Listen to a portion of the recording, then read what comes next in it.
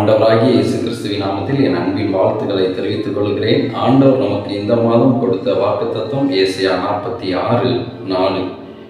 இனிமேலும் நான் ஏந்துவேன், நான் சுமப்பேன், தப்புவிப்பேன். ஆண்டவர் உங்களை இத்தனை மாதங்கள் ஏந்தி வந்தாரே, சுமந்து வந்தாரே, தப்புவித்து வந்தாரே. நம்மளை சுமக்கிறவர் ஒருத்தர் இருக்கிறார். நம்முடைய வாழ்க்கை பயணத்திலே நடத்துகிறவர் ஒருத்தர் இருக்கிறார். எதிரிகள் முன்னாடி நம்மளை தப்புவித்து நடத்த ஒருத்தர் இருக்கிறார். இப்படிப்பட்ட ஆண்டவர் எவ்வளோ பெரிய தெய்வம், எவ்வளோ பெரிய அன்புள்ள ஆண்டவர்.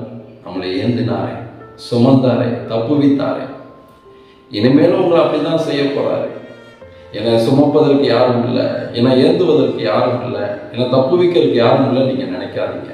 ஆண்டவர் உங்களை பார்த்தா சொல்றாரு, நான் உன்னை கர்ப்பத்தில் உருவாகும் முன்னே நான் தான் உன்னை ஏந்தினேன், சுமந்தேன், தப்புவித்தேன். உன் நரைமயிர் மட்டும் அப்படிதான் செய்வேன். ஆண்டவர் வாக்குத்தத்தம் அதுக்கு முன்னாடி உள்ள வார்த்தைகளே சொல்லப்பட்டு இருக்கிறது. பிரியமானவர்களே, நீங்க கவலைப்படாதீங்க.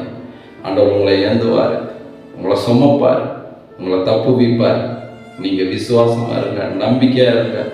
அவர் தூக்கி கொண்டு சுமந்து வந்தால் யாராலும் தடுக்க முடியாது. அவர் தப்புவித்தால் தப்புவித்தது தான். எந்த இடுக்கணும் உங்களை ஒன்றும் செய்ய முடியாது. உங்களை ஏந்தினார், சுமந்தார், தப்புவித்தார். இனிமேலும் இந்த மாதம் முழுவதும் உங்களுக்கு அப்படிதான் செய்ய போகிறார். நான் ஜெபிக்கவா?